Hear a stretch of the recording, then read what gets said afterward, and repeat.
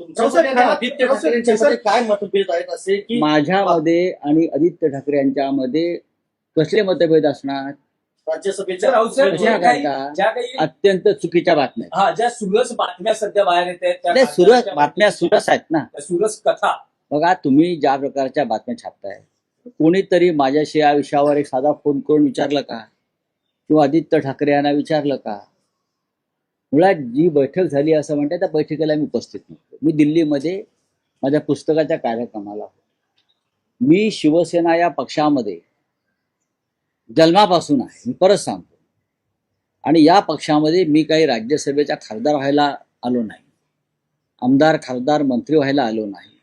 मी बाळासाहेब ठाकरे यांच्या विचारानं प्रेरित होऊन त्यांचा विचार महाराष्ट्राच्या कानाकोपऱ्यात नेता येईल, उत्तम संघटनेचं काम करता येईल, या विचाराने मी या पक्षामध्ये सतत काम करणारा एक सामान्य शिवसैनिक आहे. जरी मला बाळासाहेब ठाकरेंनी पक्षाचा नेता केला, अनेक वर्ष खासदार केला, तरीही मी स्वतःला एक शिवसैनिक मानतो. माझा दोष इतकाच आहे, मी माझी मतं परखडपणे मांडतो. हे सुद्धा मी बाळासाहेब ठाकरेंकडून तुम्ही खासदार नसाल असं मला असं म्हणतोय की या पक्षातलं माझं अस्तित्व, वास्तव्य हे आमदार खासदार आणि मंत्री होण्यासाठी नाही. माणसाला केव्हा तरी एखाद्या पदाचा निरोप घ्यावा लागतो, त्याची तुम्ही मानसिक तयारी ठेवली पाहिजे. कधीही आम्हाला असं वाटलं की माननीय उद्धव ठाकरे हे अजून 15 वर्ष मुख्य, दुर्दैवानं ते त्यांना कमी काळ मिळाला. नियतीच्या मनात काय आहे कोणी सांगू शकत नाही. आदित्य ठाकरे राज्यात फिरत नाहीत अशी नाराजी. उद्धव ठाकरे हे पुन्हा मुख्यमंत्री असतील का नसतील? आम्ही त्यांच्यासाठी प्रयत्न करू. आज आम्हाला गरज आहे, आम्हाला सगळ्यांना, आम्ही खासदार आहोत का आमदार आहोत का हे विसरून पक्षावर जे संकट आहे सध्या, फोडाफोडीचं, पळवापळीचं, ते रोखून आम्हाला एक मजबूत संघटन उभं करून पुन्हा एकदा महाराष्ट्रात जनतेसमोर जाणं आणि या सरकारविरुद्ध संघर्ष करणं ही आमची प्राथमिकता आहे.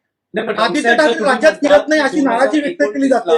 उद्धव ठाकरे हे पुन्हा मुख्यमंत्री असतील तर या मे मध्ये ज्या विधान परिषदेच्या निवडणुका होत आहेत त्यात उद्धव ठाकरे हे महाविकास आघाडीचे उमेदवार असतील आणि तीच तयारी 2029ची या मे महिन्यातल्या विधान परिषद निवडणुकीत असेल. एक लक्षात घ्या, माननीय उद्धव ठाकरे जेव्हा 2019ला मुख्यमंत्री झाले तेव्हा ते आमदार होते का? नाही. राजकारण समजून घेतलं पाहिजे, तुम्ही अभ्यास केला पाहिजे. सुनित्राताई पवार डेप्युटी सीएम आहेत, आमदार होत्या का? होत्या का?